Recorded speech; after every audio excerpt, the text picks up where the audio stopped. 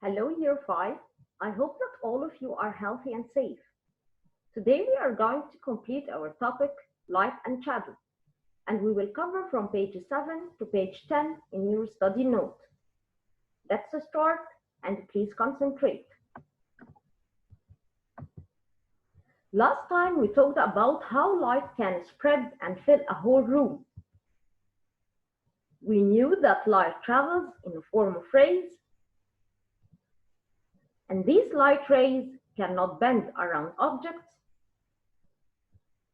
And we conclude an important note that light travels in straight lines as shown in the picture.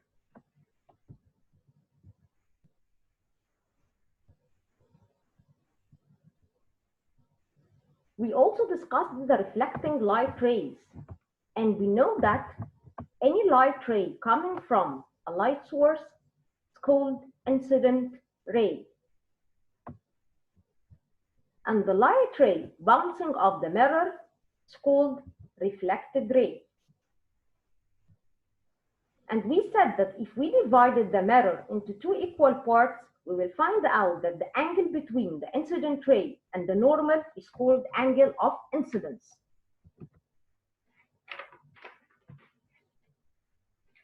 While the angle found between the reflected ray and the normal is called angle of reflection.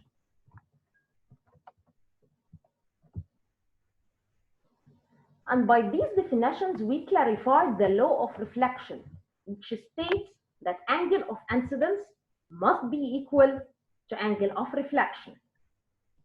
And as we said before, you must use a protractor when you try to draw angle of incidence and angle of reflection. In our today's session, we will apply the law of reflection and we'll see how we can take an advantage of it in our life.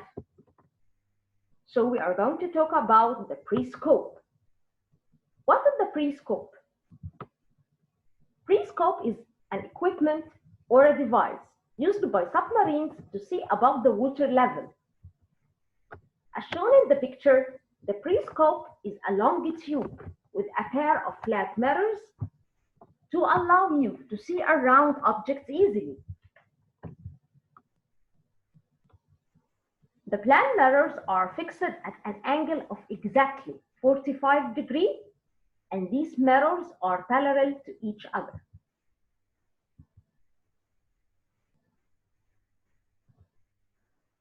Now I will explain to you how the periscope works. Please concentrate. In this picture, you will see a man who uses a periscope to see an apple. This apple resembles our object. When the light rays hit the apple, they will bounce off and enter the periscope. These light rays hit the top mirror at the angle of 40 degrees and reflect off it at the same angle. The light then travels down to the bottom mirror. When the light hits the bottom mirror, it again reflected at 40 degrees and then enter the eyepiece.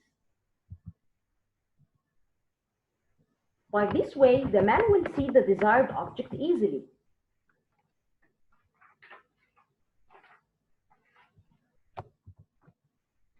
How do we see objects? We see things when light enters our eyes. But we have two probabilities here.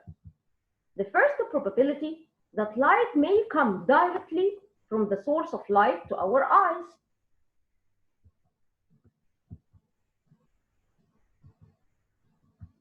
And the second probability that light is reflected off object and then enter our eyes. By these two ways, we can see. But while talking about our eyes, let's leave the physics for meanwhile and take some biology. You know, I'm a doctor and biology is my passion. These diagrams show the parts of the eye you can see from the outside.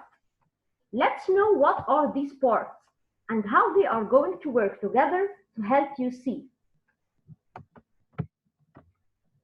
The first part is the eyebrow. Eyebrow is the hair found on your forehead above your eyes. Second part is the eyelid. It is the fold of skin found above your eyes.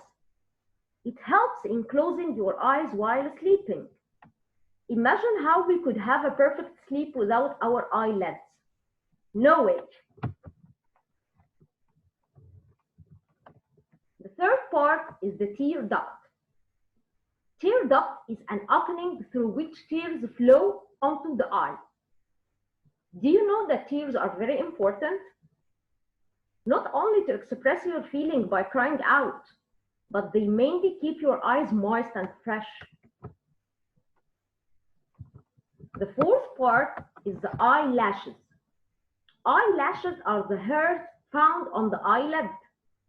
They are very important as they keep dust and dirt away from your eye. The fifth part is the sclera. Sclera is the white part of the eye. The sixth part is iris. Iris is the colored part of the eye, and it would be different from one person to another. You may have a brown iris, another one may have a black iris, I have a green iris, and so on. So iris is the colored part of the eye. And the last part is the pupil. Pupil is the dark hole found in the center of the iris.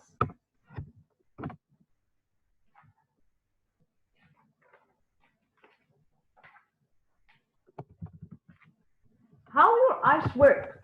Let's know the mechanism of seeing.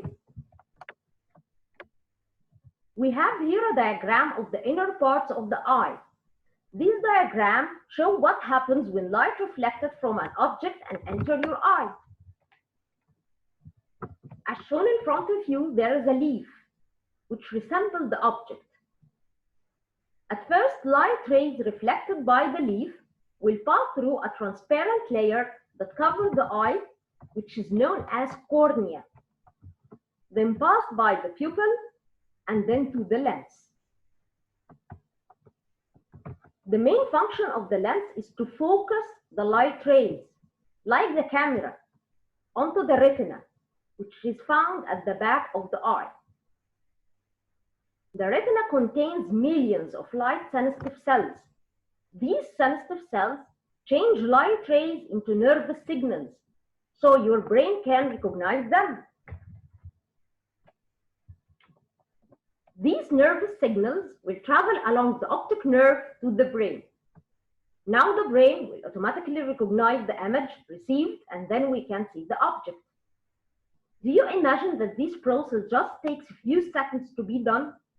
What's an amazing thing.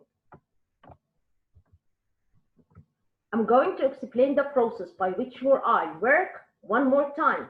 Please concentrate. As we said before, we see objects when light given out and reflected by them enters our eye. Light rays reflected by an object pass through the transparent layer that covers the eye, which is known as cornea, through the pupil, and then through the lens. The lens focuses the light rays onto the retina on the back of the eye. The retina contains millions of light-sensitive cells.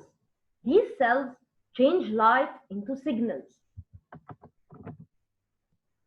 These nervous signals travel along the optic nerve to the brain. Automatically, the brain determines the image received by the retina, and then we can see the object. By this slide, our today's session has finished. Please write down all your questions in a piece of paper so we can discuss them later on Thursday during our online session. Your today's homework will be in your workbook, pages 47, 50, and 51. By the end of the week, a model answer will be sent to you so you can check your answers easily. Thank you so much, my beloved students, for your concentration. Be ready for the next session as we are going to talk about shadows. Thank you. Goodbye.